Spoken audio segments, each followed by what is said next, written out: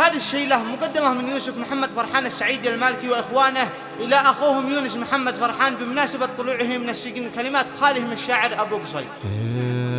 مرحبا ترحيب ما يوصل مكانه في شموخ وارتفاع،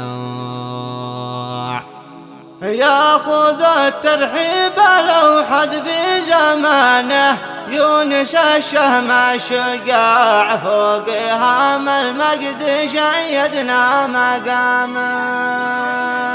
مرحبا ترحيب ما يوصل مكانه في شموخ وارتفاع، ياخذ الترحيب لو حد